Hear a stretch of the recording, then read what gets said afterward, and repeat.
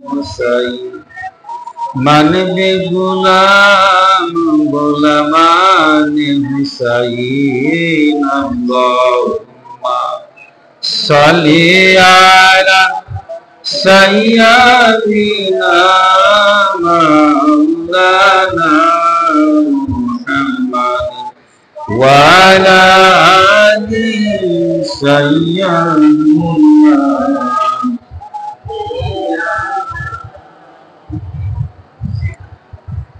ধন্য মায়ামিনা ধন্য আপনার জিন্দেগি আপনার কোলে তাশরিফ আনলেন রাহমাতুল লিল আলামিন আল্লাহুম্মা সাল্লি আলা সাইয়্যিদিনা মাওলানা মুহাম্মদ ওয়া আলা আলি সাইয়্যিদিনা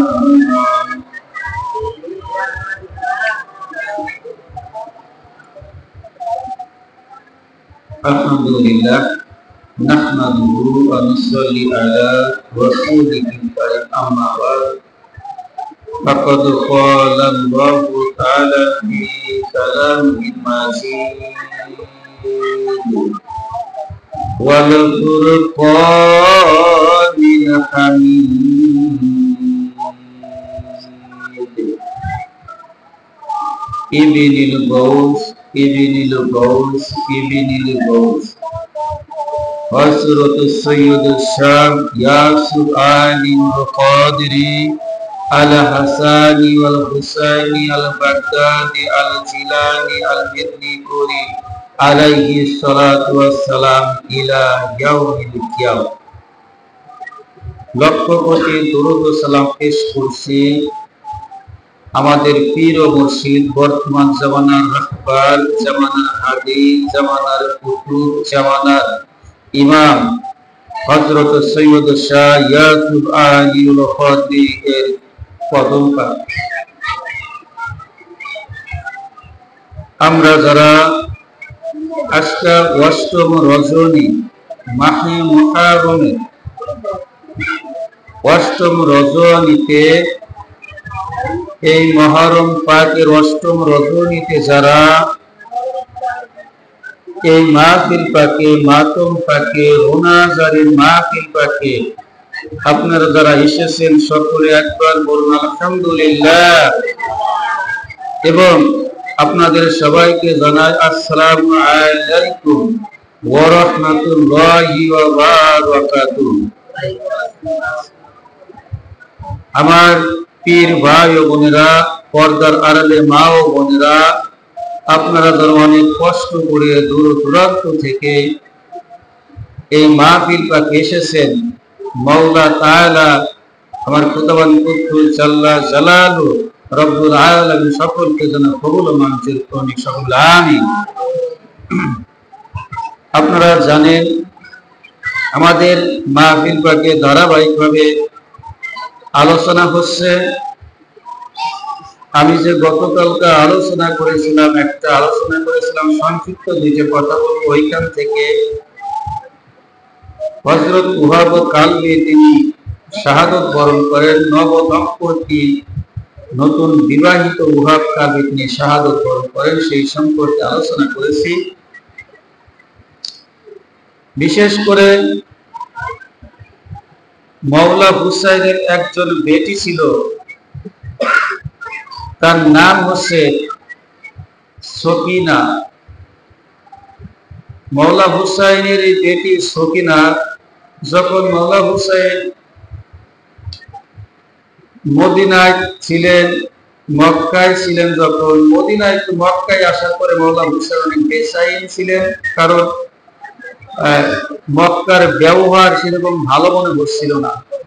মক্কার যে মানুষের যে ব্যবহারটা মনে হচ্ছে যে মক্কায় রক্তপাত হয়ে যাওয়ার আশঙ্কা সেরকম, মানে খোলা তরবারি নিয়ে ঘুরে কোন সময় কি করে, মানে ব্যবহার ভালো হচ্ছে না সেইটি। মাওলা হুসাইন আলাইহিস সালাম এর বেটি ফাতেমা সুগরা সালামুল্লাহি আলাইহা তিনি দামেস্কে এজিদের কারাগারের ভিতরে তিনি শাহাদত বরণ করেছিলেন, মানে এই পরলোক গমন করেছিলেন। আপনার সাকিনা সালামুল্লাহি আলাইহা মাওলা হুসাইনের এত আদরের প্যারের মহব্বতকারী বেটি ছিল। এই সাকিনা বিশেষ করে যখন রাতে ঘুমাতো, মাওলা হুসাইনের বুকের পর ঘুমাতো। এত মহব্বতের প্যারের বেটি ছিল, অনেক মহব্বতের শাহাদাত ছিল। এই সকিনা সম্পর্কে আমি একটু পরে আলোচনা করি। সকিনা আবার আব্বা সালামদারকে কাকা হিসেবে অনেক মহব্বত করতো, মানে আব্বা সালামদারও সকিনাকে অনেক মহব্বত, মানে ভালোবাসতো। মানে চাচার সাথে, মানে চাচার সাথে ভাতিজির এত গরম ছিল, মনে অনেকটাই আত্মার সাথে আত্মা মিলে যাওয়ার, আত্মার সাথে আত্মা মিলে যাওয়ার। আপনার এই 8ই মুহররমের রজনী আমরা আর 2 থেকে 3টা রাত ও 11 শরীফের রজনী সহ 3টে রাত পাবো। এই রাতগুলোর ভিতরে আমাদের কারবালার যে যুদ্ধের ঘটনা সম্পর্কে আলোচনা করতে হবে। তাছাড়া যে আলোচনা ধারাবাহিকভাবে করেছি, এখন যুদ্ধেরই আলোচনা করতে হবে। কারণ এই তাঁবুতে এখন পানি নাই, কি নাই? একটু খেয়াল করেন, এই কথা না বলে মাওলা হুসাইন যিনি বেহেশতের ইমাম হবে, মুসলিম জাহানের যত ব্যক্তি বেহেশতে প্রবেশ করবে, এই মুসলিম জাহানের তিনি ইমাম হয়ে, তিনি নেতা হয়ে, তিনি সরদার হয়ে তার মার হতে সকলকে বেহেশতে প্রবেশ করতে হবে। এবং তিনি হাউজে কাউসারের পানি পিলানোর জন্য দাঁড়িয়ে থাকবে। হাউজে কাউসারের এমন একটা পানি যে পান করবে তিনি আর কখনো তৃষ্ণার্তই হবে না। সেই হাউজে কাউসারের পানির মালিক হলো তারা। আল্লাহ রসুল থাকবে হাউজে কাউসারের পাশে, মৌলা আলী শেরে খোদা থাকবে, মৌলা হাসান হুসাইন থাকবে। এবং এক রেওয়াতে আছে আল্লাহ রসুলের 12 ইমাম পর্যন্ত হাউজে কাউসারের পাশে দাঁড়িয়ে থাকবে। 12 ইমাম পর্যন্ত দাঁড়িয়ে থাকবে। এবং আর এক রেওয়াতে আছে আবু তালিবের বংশের লোকেরাও থাকবে, এবং বনে হাশিমের যারা ইমানদার ব্যক্তি ছিল তারাও দাঁড়িয়ে থাকবে। বনে হাশিমের যারা ঈমান আনছিল, আর যারা বেঈমান আনছিল তাদের তো কোনো কথাই আছে, তারা হাউজে কাউসারে থাকবে, দাঁড়িয়ে থাকবে। এবং তাদের যারা মোহাব্বতকারী আছে তাদেরকে দেখে দেখে পানি পিলাবে। দেখেন যে মাওলা হুসাইন তার ভক্তবৃন্দকে পানি খাওয়াবে, হাসরের ময়দানে হাউজে কাউসারের পানি খাওয়াবে। এখন দেখেন তানার তাঁবুতে নাই পানি। খেয়াল করছেন? তানার তাঁবুতে পানি নাই, খাবার নাই। 7 মুহররম থেকে তাঁবুর ভিতরে পানি খাবার একবারে বন্ধ হয়ে গেছে, খাবার নাই, পানি নাই। এই মাওলা হুসাইন যেখানে তাঁবু, তার থেকে একটু দূরে মনে করে ফোরাত নদী বয়ে গেছে, ইউফ্রেটিস নদী। সেই ফোরাত নদীর পানি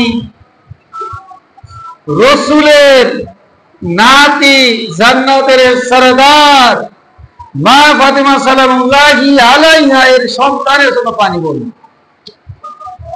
শুধু বলা হয়েছে যে নবীর যারা সদস্য তাদের জন্যই পানি বন্ধ, তারা আরো সব মানুষের জন্য উন্মুক্তকারী পানি খাবে, তারা পানি খাবে, শুধু নবীর বংশধরের জন্য পানি। আমি একটা কথা বলেছিলাম, যে নবীদের কালেমা পড়লাম, যে নবীজি নামাজ এনেছে নামাজ পড়লাম, যে নবীজি রোজা এনেছে রোজা রাখলাম, যে নবীজি হজ এনেছে হজ করলাম, এত কিছু নানা নবীজির থেকে নিলাম এবং তার বংশধরের জন্য পানি বন্ধ। নবীজি কোরআন এনেছে কোরআন পড়লাম, নবীজি হাদিস এনেছে হাদিস গ্রহণ করলাম পড়লাম, সেই নবীজির নাতির জন্য পানি বন্ধ। একটু খেয়াল করতে, একটু খেয়াল করতে হবে। দেখে সকল কিছু নবীর জিনিস গ্রহণ করলাম, কিন্তু ইমাম হুসাইনকে গ্রহণ করলাম না, ইমাম হুসাইনের গলায় ছুরি চালিয়ে দিলাম। কে? ইমাম হুসাইনকে মোহাব্বত করলাম না, ইমাম হুসাইনকে মোহাব্বত না করার খাতিরে ওদের থেকে না পেলে রোজা, না পেলো হজ, না পেলো যাকাত, না হলো ওদের নামাজ, না হলো রোজা, কোনো কিছুই হলো না।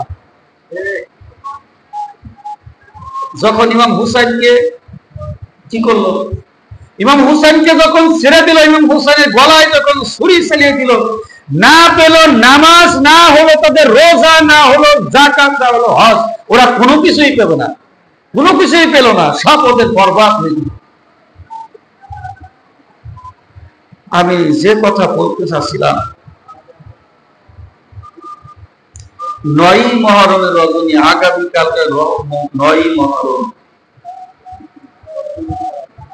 এই 9ই মুহররমের রজনীতে মাওলা হুসাইনে একজন বোন ছিল জাইনাব সালামুল্লাহি আলাইহা, তিনি মাওলা আলী শেরে খোদার মেয়ে ছিল। মাওলা হুসাইনের আপন বোন ছিল, মা ফাতেমার কলিজার টুকরা মেয়ে ছিল জাইনাব সালামুল্লাহি আলাইহা। এই জাইনাবের দুইজন পুত্র সন্তান ছিল আওন ও মুহাম্মদ। আওন ও মুহাম্মদ বয়সে অনেক ছোট ছিল। এই আওন ও মুহাম্মদ বয়সে ছোট ছিল, 9ই মুহররমে মায়ের কাছে বলতেছে, মা সকলে তো যুদ্ধের জন্য প্রস্তুতি গ্রহণ করতেছে, আগামীকাল শুক্রবার যুদ্ধের, তারা তো যুদ্ধ করতে যাবে, যুদ্ধের পোশাক গুছাচ্ছে, তরবারি কোন তরবারিতে যুদ্ধ করবে সেই তরবারি গুছাচ্ছে, পোশাক গুছিয়ে রাখছে, কিন্তু তারা কি করবে, সব কিছু প্রস্তুতি করতেছে। মায়ের কাছে বলতেছে, মা আমাদের দুই ভাইয়ের কারবালার ময়দানে যুদ্ধ করার জন্য মামার কাছ থেকে অনুমতি নিয়ে দিলেন। জাইনাবের ছোট ছোট দুইজন বাচ্চা, একজন আওন আর একজন মুহাম্মদ, ছোট বাচ্চারাই বলতেছে, হে আম্মা জান, আপনি অনুমতি নিয়ে দিয়েন মামার কাছ থেকে, আমরা কালকে যুদ্ধে যাব, ময়দানে যুদ্ধ করব, ময়দানে আমরা কারবালার ময়দানে যুদ্ধ করব। যখন 10ই মুহররমের দিন যুদ্ধের দামামা বেজে উঠল, দুই পক্ষ থেকে যুদ্ধ হচ্ছে, এক এক করে আপনার নবী বংশ ছাড়া, রাসূলুল্লাহ সাল্লাল্লাহু আলাইহি সাল্লামের বংশ ছাড়া এক এক করে সকলেই প্রায় শহীদ হয়ে গিয়েছে। এর ভিতরে রাসূলুল্লাহ সাল্লাল্লাহু আলাইহি সাল্লামের বংশধরের যারা সদস্য আছে তারাই একমাত্র জীবিত আছে। এর ভিতরে মায়ের কাছে এসে বলতেছে, আম্মা জান, যারা এই কারবালার ময়দানে যাচ্ছে তারা তো ফেরত আসতেছে না, তারা তো আর ফেরত আসে না, আমরাও মামার জন্য কারবালার ময়দানে শাহাদত বরণ করবো, আমরাও যুদ্ধ করবো মামার কাছ থেকে। মাওলা হুসাইনের কাছে অনুমতি আনতে গেছে জয়নাব সালামুল্লাহি আলাইহা। জয়নাব বলতেছে যে বোন, তোমার ছোট ছোট দুটো বাচ্চা, তাকে যুদ্ধের মধ্যে পাঠানোর দরকার নেই। ছোট বাচ্চা ওদের জলাম শাহাদত, তুমি ওদের পুরা কি করতে পারে, দরকার নাই, তোমার দুই বাচ্চা থাক যুদ্ধে।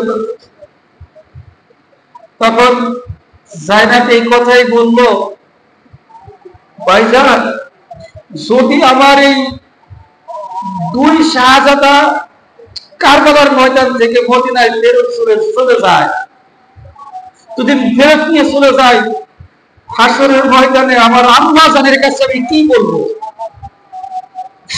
আমার যে আম্মা জান ফাতেমা সালামুল্লাহি আলাইহা, তার কাছে আমি কি বলবো? মায়ের কাছে গিয়ে কি জবাব দেব? যে হে জাইনাব, আমার বুকের ধন হুসাইন কারবালার ময়দানে শাহাদাত বরণ করলো, তোমার বুকের ধন কি ইমাম হুসাইনের পদতলে কি উৎসর্গ করতে পারলে না? তুমি কি বলো? কারবালা থেকে ফেরত নিয়ে আসলে তখন আমি কি জবাব দেব? মাওলা হুসাইনকে বলতেছে, ভাইজান আমার ছেলেদেরকে হুকুম দেন, ওরা যুদ্ধের ময়দানে যাবে। মাওলা হুসাইন আর কিছু উপায় না পেয়ে বলবো, ঠিক আছে, যুদ্ধের পোশাক পরিয়ে দাও। ছোট ছোট বাচ্চা, ঘোড়ায় উঠার মতন ওদেরই নাই, ঘোড়ায় উঠতে পারে না। কত ছোট, যারা ঘোড়ায় উঠতে পারে না তারা ছোট না অনেক? দুই ভাই আওন ও মুহাম্মদকে দুইটা ঘোড়া এক জায়গায় করা হলো। এক জায়গায় করার পরে মাওলা হুসাইন এক ভাগ্নেকে ঘোড়ার পিঠে উঠাই দিলেন, উঁচা করে বসাই দিলেন ঘোড়ার উপরে। আর এক ভাগিনা আব্বাস আলমদার, তিনি ঘোড়ার উপরে উঠাই দিলেন। দেখেন এত ছোট যে তারা ঘোড়ার বাড়ি উঠতে পারে না, তাদেরকে পাঠানো হচ্ছে যুদ্ধের ময়দানে। কিসের জন্য? যে মাওলা হুসাইনের জন্য। মাওলা হুসাইনের পদতলে নিজেদের এই জীবনকে উৎসর্গ করে দিচ্ছে, শুধু মাওলা হুসাইনের। তাদের রায় মাওলা হুসাইনের রাহে কুরবানি করে দিচ্ছে। মাওলা হুসাইনের জন্য কি কুরবানি করে দিচ্ছে? নিজের ছোট ছোট বাচ্চাদেরকে কুরবানি করে দিচ্ছে। কুরবানি করে দিচ্ছে। ছোট বাচ্চা ঘোড়ায় উঠতে পারে না, সেই বাচ্চাদেরকে কুরবানি করে দিচ্ছে, যাতে মা বাবা হাসরের ময়দানে কিছু না বলতে পারে, জাইনাব রে, তোর দুটো সন্তানকে কিসের জন্য নিয়ে আসছিলি? আমার সন্তান কারবালার ময়দানে শহীদ হলো, তোমার তো সন্তান একটা এর জন্য জাইনাব নিজের সন্তান বাঁচাবো, এই বুকের ধন পরিচার টুকরা দুই সন্তানকে কারবালার ময়দানে দুই ভাই ছুটে গেল। আওনা মোহাম্মদ কারবালার দিকে ছুটে গেল, ছোট ছোট বাচ্চা। এর আগে জাইনাব সালামুল্লাহি আলাইহা দুই সন্তানকে বলেছে, হে আমার বুকের ধন, তোমাদেরকে দুই ভাইকে একটা কথা বলি, কারবালার ময়দানে যাওয়ার পরে যদি কোনো ব্যক্তি জিজ্ঞাসা করে যে তোমরা কাদের সন্তান, একটা যদি জিজ্ঞাসা করে, তোমরা ছোট বাচ্চা, তোমাদের জিজ্ঞাসা করতেই পারে তোমরা কাদের সন্তান, তোমাদের পরিচয়টা কি? তখন তোমরা বলবে মাওলা হুসাইনের কানিজের সন্তান। এখন দেখো কানিজ শব্দের অর্থ কি জানেন? কানিজ শব্দের অর্থ দাসী বোঝাচ্ছে। তোমরা বলবে যে মাওলা হুসাইনের কানিজের দুই সন্তান আমরা। দেখেন যদি জিজ্ঞাসা করে বলবে, তাছাড়া কিছু বলবে না। যে মাওলা আলী শেরে খোদার নাতি আছে, জাইনাব সালামুল্লাহি আলাইহা এর সন্তান আছে, কথা বলবে না, না করে মাওলা হুসাইনের কানিজের দুই সন্তান আছে, এই কথা তারপর যখন কারবালার ময়দানে ছুটে যাওয়ার পরে দুই ভাই, ছোট ছোট দুই ভাই, একজন আর একজনকে যুদ্ধের জন্য মানে যে আপনার একজন না বলে আর একজন আগিয়ে যায়। দেখেন ছোট ছোট তরবারি দিয়ে এক ভাই, একজন যদি আসে ওদের কাছ থেকে, এক ভাই মানে দুইজনের এইভাবে ঘুরেন না ওদেরকে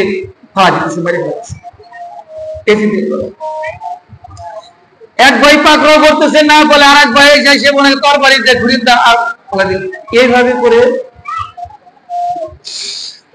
এসিদের লক্ষ্যদেরকে বেশ কয়েকজনকে আওলা মোহাম্মদ জাহান্নামে পাঠিয়ে দিল। দেখেন এটাকে হায়দারের নাতি না, হায়দারকে মৌলা আলী মুশকিল করছে, হায়দার মৌলা আলীর নাতি হায়দার। এই হায়দারের নাতি একজন আর একজনকে ঘুরিয়ে ঘুরিয়ে হত্যা করতেছে, তাদেরকে মা শরীর থেকে মাথা আলাদা করে জাহান্নামে পাঠিয়ে দিচ্ছে হায়দারের নাতি। যখন এক সময় দেখতেছে ওমর ইবনে সাদ দেখতেছে দুজন শিশু অনেক এমন ভাবে যুদ্ধ করতেছে, একজন একজন লিড দিতেছে, যার বিনিময়ে আমাদের সৈন্যরা মারা পড়ে যেতেছে। ওমর ইবনে সাদ বলে ওদেরকে একবারে একসাথে আঁকড়ে পাকড়াও করে ধরো যাতে ওরা না বাঁচে।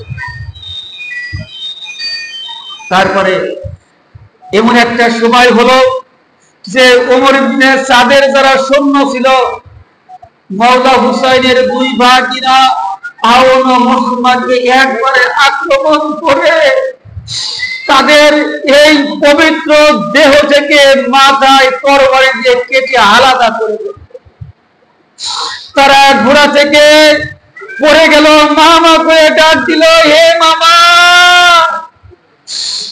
এ মাওলা হুসাইন মামা, আপনি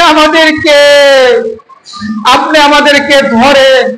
মাওলা হুসাইন ডাকে দেওয়ার সাথে সাথে কোথায় থেকে দৌড়িয়ে দিয়ে বাগিনাকে ধরলো, ধরার সাথে সাথে ওইখানে লুটিয়ে পড়ে দুই ভাগিনে শাহাদত বরণ করলো। ইন্না লিল্লাহি ওয়া ইন্না ইলাইহি রাজিউন। মাওলা হুসাইনকে এক কোলে একজন, আপনার আব্বা সালামদার ধরেছে একজন, দুই ভাই দুইজনকে ধরেছে। আওলা মুহাম্মদ ওই কারবালার ময়দানে নিঃশব্দভাবে শাহাদত বরণ করলো, এই শাহাদতের পিয়ালা পান করলো। জাইনাব সালামুল্লাহি আলাইহির বুকের ধন কলিজার টুকরা শাহাদত বরণ করলো। এইভাবে করে রাসূলুল্লাহ সাল্লাল্লাহু আলাইহি ওয়া আলিহি ওয়াসাল্লামের বংশধরেরা একাত্রে যখন শাহাদাতের পিয়ালা পান করছে, আওলা মুহাম্মদ যখন শহীদ হয়ে গেল, শহীদ হওয়ার পর মাওলা হুসাইন এবং আব্বাস আলমদার দুইজনকে ধরে তাঁবুর ভিতরে দিল। এরা তো নবীর বংশধরের সন্তান ছিল, এরা তো মা ফাতেমার নাতি ছিল, এরা তো মা ফাতেমা সালামুল্লাহি আলাইহার নাতি ছিল। এদের চেহারা এমন ছিল যে নূরের টুকরা ছিল, তারা জ্বলজ্বল করতো তাদের চেহারা। মানুষ না দেখলে বুঝতে পারবে না তাদের চেহারা কেমন চেহারা। তারা তো এক একজন এক একটি করে নূর ছিল, নূরের পুতুল ছিল, তারা নূরের টুকরা ছিল তারা। যখন জাইনাব সালামুল্লাহি আলাইহা দুই শাহজাদাকে তাঁবুর ভিতরে প্রবেশ করে দিল, তাঁবুর ভিতরে যখন শোয়া দিল, জাইনাব সালামুল্লাহি আলাইহা দুই ছেলের মাঝখানে শুয়ে পড়লো। হে আমার বাসাধর, হে আমার দুই শাহজাদা, হে আমার কলিজার টুকরা, তোমরা শাহাদাত বরণ করেছো, আমার জীবন ধন্য যে আমার ভাইয়ের জন্য আমার দুটো কলিজার টুকরাকে আমি শাহাদাত বরণ করিয়েছি। আমার ভাইয়ের জন্য, আমার ভাই মৌলা হুসাইনের জন্য আমার কলিজার টুকরা দুই সন্তানকে আমার ভাইয়ের পদতলে কুরবানি করে দিলাম। যদি মা, আমার মা যখন হাসরের ময়দানে জিজ্ঞাসা করে আমি বলবো, এ মা, আমার সন্তান দুজনকে আমি আমার ভাইয়ের পদতলে কুরবানি করে দিয়েছি, আমার মায়ের কাছে কথাটা দেখুন। এই নুরানি টুকরা তাদেরকে তারা কিভাবে নৃশংসভাবে ছোট ছোট বাচ্চারা পর্যন্ত কারবালার ময়দানে শাহাদত বরণ করতেছে। এক এক করে যখন শাহাদত বরণ করতে করতে যখন এইভাবে করে এক একজন করে শাহাদত, তারা শহীদ হয়ে যাচ্ছে। শহীদ হওয়ার সাথে সাথে তারা তো রাসূলের সাল্লাল্লাহু আলাইহি ওয়াসাল্লামের সাথে ওই মিশে যাচ্ছে, বলে সুবহানাল্লাহ। এইভাবে করে যখন এই শাহাদাতের পয়লা পান করার পরে আমি একটা কথা বলেছিলাম, এই আলোচনার ভিতরে সকিনার কিছু কথা বলতে। যখন আউন মুহাম্মদ শহীদ হয়ে গেল, মওলা হুসাইনের যখন রাসূল পাক সাল্লাল্লাহু আলাইহি ওয়াসাল্লামের বংশধর থেকে এক এক করে শহীদ হতে হতে আর কিছু লোক বাকি ছিল। আব্বাস আলমদার ছিল সেনাপতি, মওলা হুসাইনের কাছে জিজ্ঞাসা করতেছে, ইয়া মওলা হুসাইন, এক এক করে তো এক একজন শহীদ হয়ে যাচ্ছে, আমি এখন কি করবো, আমার হুকুম দেন, আমি যেন যুদ্ধের পোশাক পরিধান করতে পারি, যুদ্ধের পোশাক পরতে পারি। মওলা হুসাইন বলতেছে, তুমি তো আমার সেনাপতি, তুমি সেনাপতি আগে কিভাবে যাবে? মওলা হুসাইনকে উদ্দেশ্য করে আব্বাস আলমদার বলতেছে, আব্বাস আলমদার বলে, এ মওলা, সেনাই যদি না দেখে সেনাপতিটা কি হবে? যদি সেনাই শেষ হবে, এক এক করে সেনারাই শহীদ হয়ে যায়, সেনাপতির কি দরকার আছে বলে দেখেন। মওলা হুসাইনের বেটি ফাতেমা সুগরা আব্বাস আলমদারকে অনেক মহব্বত করো, চাচাকে অনেক মহব্বত করো। চাচাকে যদি আব্বাস আলমদারকে কোনো কথা বলতেছ কিনা, আব্বাস আলমদার সঙ্গে সঙ্গে সেটা রাখার চেষ্টা নেই, ওই কাজটা করে দেওয়ার চেষ্টা করতো। সকিনা বলছে, সকিনাকে অনেক অনেক প্যার করতো, মহব্বত করতো, ভালোবাসতো। সকিনাও অনেক আব্বাস আলমদারকে মহব্বত। দেখেন, যখন ৭ই মুহররম থেকে তাঁবুর ভিতরে পানি নাই, সকিনা পানির জন্য কান্নাকাটি করে। এই ৯ই মুহররম ১০ই মুহররম যখন হয়ে গেল, সকিনার যখন আব্বাস আলমদার গেল ওই তাঁবুর ভিতরে যাওয়ার পরে বলতেছে, চাচা যান, আমার এই গলাটা শুকিয়ে কাঠ হয়েছে, কলজে পর্যন্ত শুকিয়ে গেছে, একটু পানির ব্যবস্থা করেন। সকিনা বলতেছে, চাচা যান, আমার মনে হচ্ছে আমার কলজে পর্যন্ত শুকিয়ে গেছে, পানির ব্যবস্থা করেন। চাচা যান, ৩ দিন যাবত পানি খাই না, কোনো পানি নাই, খাবার নাই, আমাদের গলা শুকিয়ে গিয়ে কলজে পর্যন্ত শুকিয়ে গেছে, পানির ব্যবস্থা করে দেন। আব্বাস আলমদার মওলা হুসাইনের কাছে গেল, মওলা হুসাইন বলতেছে, যুদ্ধার পোশাক করো। মওলা হুসাইন জানতেন যদি আব্বাস আলমদারকে যদি আমি যুদ্ধের ময়দানে পাঠাই, যুদ্ধের মোড় কোন একদিকে ঘুরিয়ে দিতে পারে। কারণ আব্বাস আলমদার এমন একজন সুদর্শন পুরুষ ছিল, একবার সুঠাম দেহের অধিকারী ছিল আব্বাস আলমদার, তোর তাজা একজন সুঠাম দেহের অধিকারী ছিল, অনেক উঁচা লম্বা ছিল, কারণ তিনি ছিলেন মওলা আলী শেরে খোদার সন্তান। মওলা আলী শেরে খোদা হায়দারে কাররার, মওলা আলী অনেকগুলা বেশ কয়েকটা বিবি ছিল, বেশ কয়েকজন বিবি ছিল। এই মৌলা আলী শেরে খোদা হায়দার কাররাম আসাদুল্লাহিল গানি যখন মা ফাতেমা সালামুল্লাহি আলাইহা এই দুনিয়া থেকে পরলোক গমন করে ইহ জগৎ ত্যাগ করলেন, এই ত্যাগ করার আগে একটা কথা বলেছিলেন যে আলী, আমি চলে যাওয়ার পরে তুমি বিবাহ করো, আমি চলে যাওয়ার পরে তুমি বিবাহ করো। দেখেন মা ফাতেমা স্বয়ং বলতেছে তুমি বিবাহ করো। সেই ঘর থেকে আব্বাস আলমদার এসেছে, উম্মুল বানিন ছিল আব্বাস আলমদারের মা, উম্মুল বানিন। আর একটা কথা খেয়াল করেন, উম্মুল বানিন হচ্ছে সীমারের বোন, আপন বোন ছিল উম্মুল বানিন। সীমার বিল জিল জৌসন, যে সীমার মৌলা হুসেনের বুকের গর্ব ছিল, সেই সীমারের বোন ছিল উম্মুল বানিন। উম্মুল বানিনের সন্তান হচ্ছে আপনি আব্বাস আলমদার। সীমারের বোন বিবাহ করছিল মৌলা আলী শেরে খোদা। ও যার ভাগ্নে কেউ জানে নাই, খেয়াল করতে হবে এটা। আপন ভাগিনা ছিল, সীমারের আপন ভাগ্নে ছিল আব্বাস আলমদার, এটা খেয়াল করে। সীমারের আপন ভাগিনা ছিল চারজন, সীমারের চারজন ভাগিনা ছিল। আব্বাস আলমদার ছিল, আব্দুল্লাহ ছিল, ওসমান ছিল, এইভাবে করে চারজন নাম, চারজন। এই চারজন কারবালার মধ্যে শাহাদত। কয়জন? সীমারের আপন ভাগ্নে ছিল। সীমারের আপন বোন ছিল উম্মুল বানিন। এই উম্মুল বানিনকে মৌলা আলী শেরে খোদাকে বিবাহ করেছিলেন। মৌলা আলী শেরে খোদার ওই উম্মুল বানিনের ঘর থেকে চারজন পুত্র সন্তান আসে। চারজন পুত্র সন্তানই কারবালার মধ্যে শাহাদত,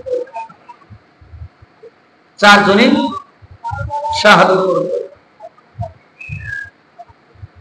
দেখুন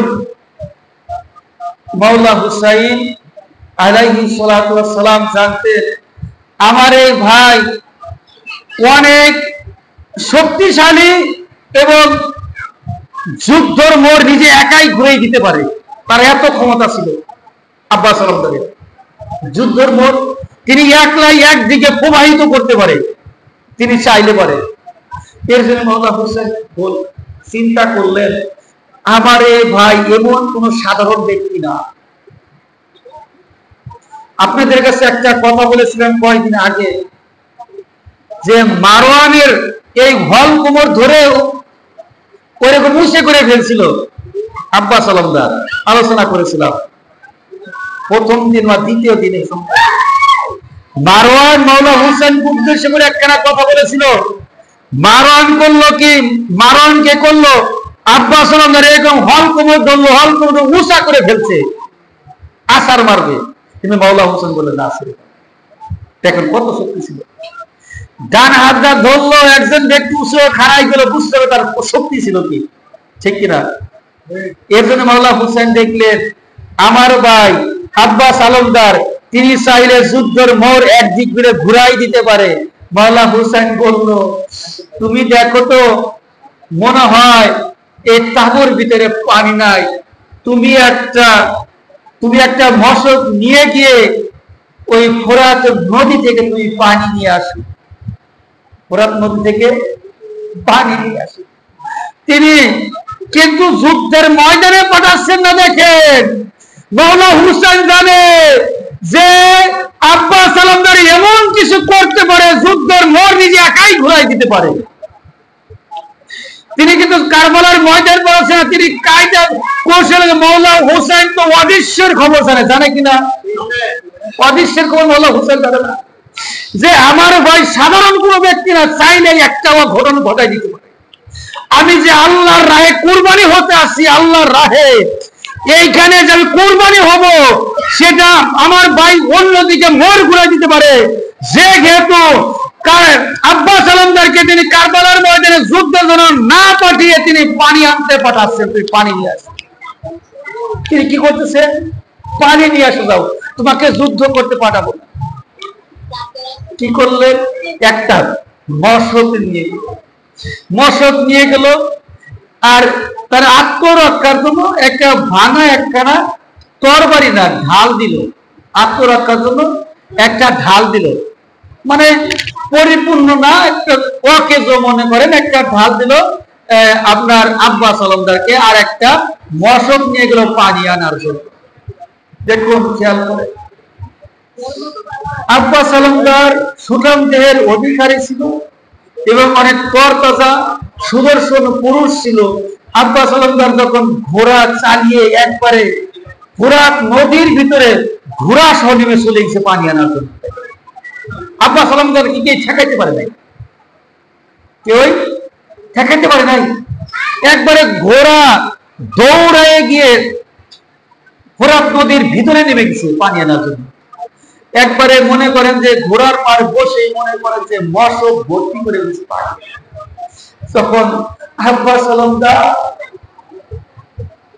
মাওলা আলী আলাইহিস সালামের শাহজাদা, তিনি যখন পানি মশক করে পানি ভরে ফেলেছে, এইদিকে ইয়াজিদের দলের যারা সৈন্য ছিল একটা বেষ্টনী করে ফেলছে নদীর পার দিয়ে তারা একটা বেষ্টনী করে গেছে, যাতে এইখান থেকে পানি নিয়ে আব্বাস আলমদার না উঠতে পারে। যখন আব্বাস আলমদার হুঙ্কার দেয়, হুঙ্কারে ঠেলায় কিছু সৈন্য সরে সরে যাচ্ছে, মাওলা এই আব্বাস আলমদার হুঙ্কারে ঠেলায় সরে সরে যাচ্ছে।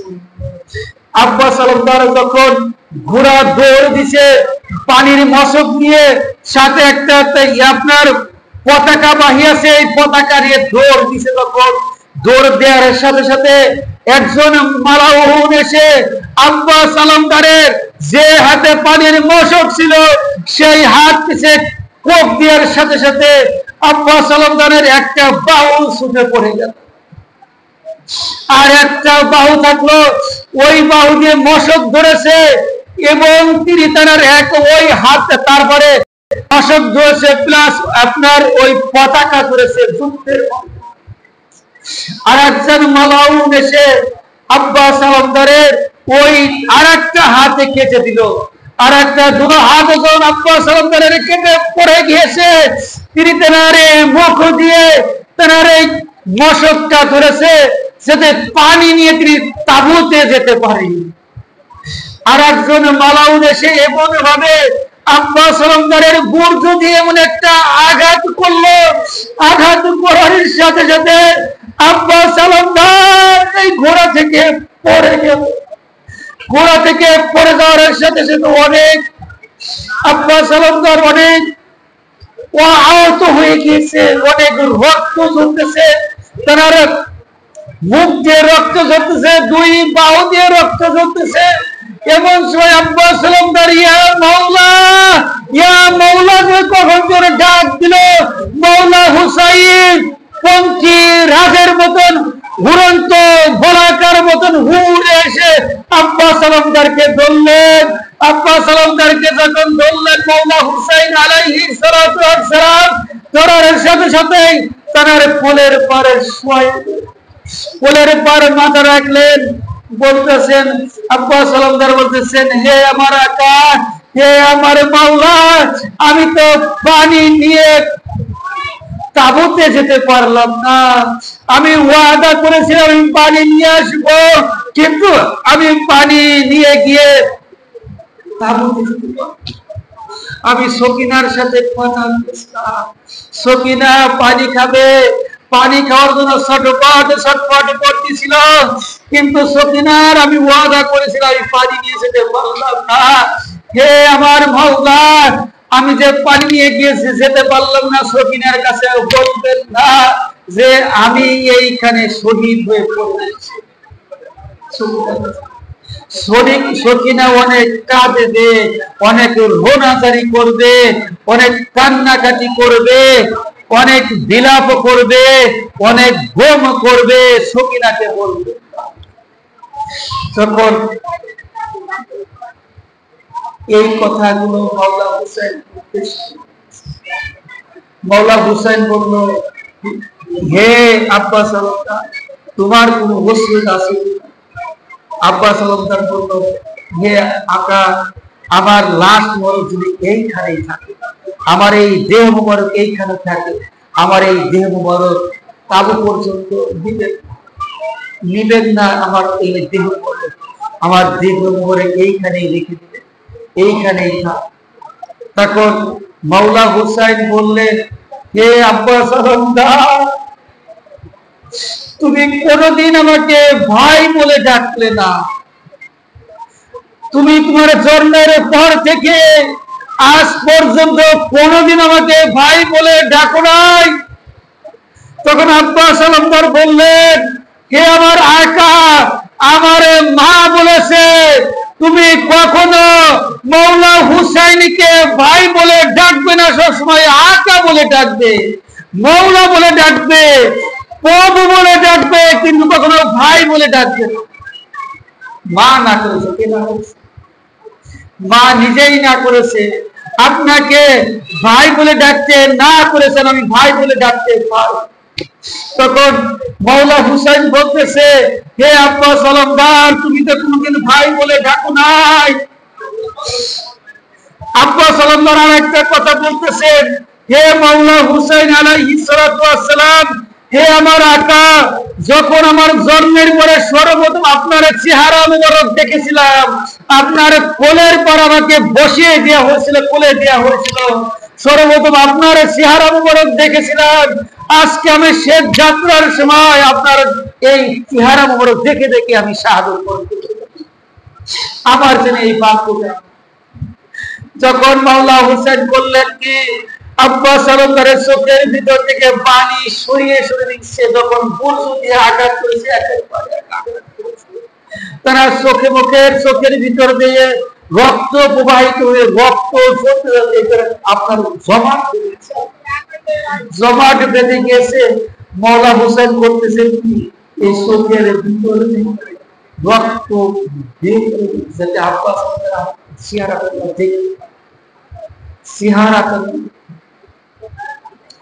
এইভাবে করে মাওলা হুসাইন আলাইহিস সালাতু ওয়াস সালাম আব্বাস আলমদারের চোখের ভিতর থেকে বালু এবং রক্ত মুছে দিচ্ছেন। মুছে দেওয়ার পরে আব্বাস আলমদার মাওলা হুসাইনের নুরানি চেহারা তাকানির সাথে মাওলা হুসাইন বলতেছেন, ভাইজান, দেখেন কোনদিন ভাই বলে নাই। শেষ যাত্রার সময় মাওলা হুসাইন বলল যে কোনদিন আমাকে ভাই বলো নাই, তুমি একবার আমাকে ভাই বলে ডাকো। মাওলা হুসাইনের ভাই বলে ডেকে শেষ যাত্রার পরে পারি চুমালো, এই শাহাদাতের পেয়ালা পান করলো। ইন্না লিল্লাহি ওয়া ইন্না ইলাইহি রাজিউন। আব্বাস আলমদার ওইখানে শাহাদাত বরণ করলো। শাহাদাত বরণ করার পরে তিনি ওইখানে তার দেহ মোবারক, ওই পবিত্র দেহ মোবারকে থেকে গেল। মাওলা হুসাইন আলাইহিস সালাতু ওয়াস সালাম তিনি ওইখানে শাহাদাত বরণ করার পরে তিনি ওইখানে তার দেহ মোবারক থাকলো। মাওলা হুসাইন তিনি তাবুতে চলে গেল। তাবুতে চলে যাওয়ার সকিনার কাছে বলে নাই, সকিনার কাছে বলে নাই যে আব্বাস আলমদার শহীদ হয়েছে, শহীদ হয়েছে কথা বলে না। বলবে কি করে? কারণ আব্বাস আলমদার নিজেই না করেছে, বলার মতো ভাষা বলতে পারে না। ইয়া মাওলা হুসাইন আলাইহিস সালাতু ওয়াস সালাম কারবালার ময়দানে তিনি এক এক করে যখন শহীদ হয়ে যাচ্ছে, শহীদ হয়ে যাওয়ার পরে মাওলাই কায়নাতের সন্তান দেখেন মাওলা হুসাইন আলাইহিস সালামের ভাই বিরাদারি মাওলা আলী আলাইহিস সালামের বেশ কয়েকজন সন্তান শাহাদাত বরণ করছে কারবালার ময়দানে, বেশ কয়েকজন।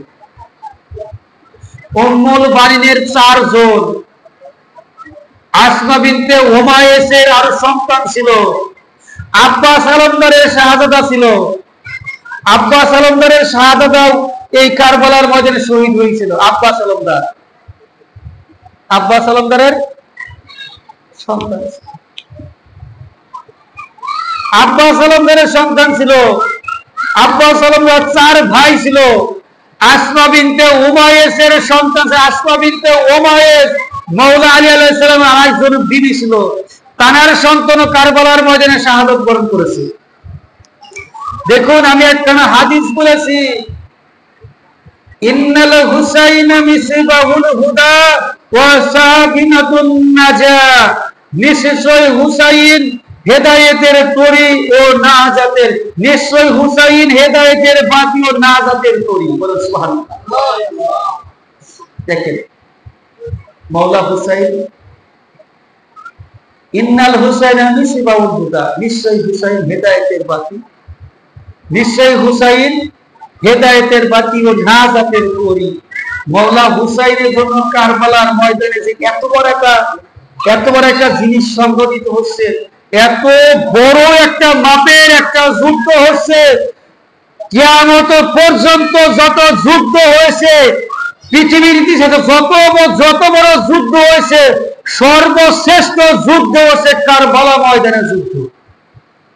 কারণ এত বড় যুদ্ধ, আল্লাহ রাসূলের সাথে আপনার বদরের যুদ্ধ হয়েছে, হুনাইনের যুদ্ধ হয়েছে, আপনার তারপরে মাওলা আলী আলাইহিস সালাম সহ আল্লাহ রাসূল সাল্লাল্লাহু আলাইহি সাল্লাম যে একটা যুদ্ধ হয়েছে, মাওলা আলী আলাইহিস সালাম অনেককে শহীদ করে দিল, আল্লাহ রাসূলের দান মোবারক শহীদ হয়ে গেল।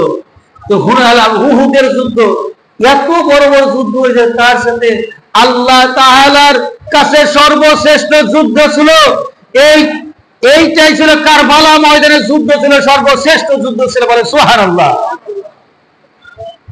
কারণ কারবালা ময়দানের যুদ্ধের জন্যই, এই কারবালা ময়দানের যুদ্ধের কারণেই মানুষ তারা কি করবে, ইয়াউমাল কিয়ামতের ময়দানে নাজাত পাবে। বলে সুবহানাল্লাহ।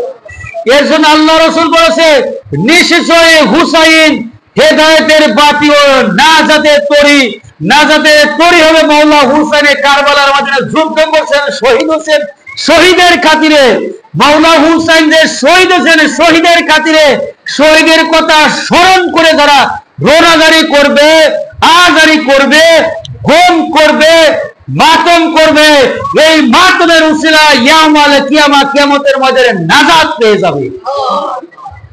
আল্লাহ রাসূল কিন্তু বলে নাই বদরের যুদ্ধে যারা শহীদ হয়েছে, হুনাইনের যুদ্ধে যারা শহীদ হয়েছে, আপনার খন্দকের যুদ্ধে যারা শহীদ হয়েছে, খন্দকের যুদ্ধে যারা শহীদ হয়েছে, উহুদের যুদ্ধে যারা শহীদ হয়েছে, তাদের জন্য যারা মাতম করবে, রোনাজারি করবে, তাদের জন্য কিয়ামতের ময়দানে তারা নাজাত পেয়ে যাবে, এই কথা বলে নাই। আল্লাহ রাসূল বলেছে, হুসাইনের জন্য যারা বিলাপ করবে, মাতম করবে, আহাজারি করবে, কিয়ামতের ময়দানে হুসাইনের খাতিরে তারা নাজাত পাবে, তারা শহীদদের পেয়ালা পান করবে। তারা যারা শহীদদের শাহাদাতের পেয়ালা পান করেছে, শাহাদাতের পেয়ালা পান করলো মাওলা হুসাইন, তার পরে যারা কুরবান হয়ে গেল মাওলা হুসাইনের খাতিরে, যারা এই কারবালার কথা স্মরণ করে যারা আজারি করবে, রোনাজারি করবে, যারা এক ফুটা জাররা পরিমাণ তাদের ভিতর থেকে পানি চলে আসে, এটাই হবে তাদের জন্য কি নাজাতের তরি হয়েছে। বলেন সুবহানাল্লাহ। নাজাতের কি হবে? নাজাতের কি হবে? তরি হয়ে যাবে। এটা বন্ধ করো, দিয়ে শরীফ হাদিস বন্ধ করো।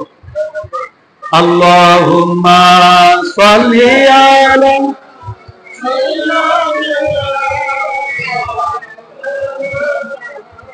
মুহাম্মাদ ওয়া আলা আলি সাইয়্যিদিনা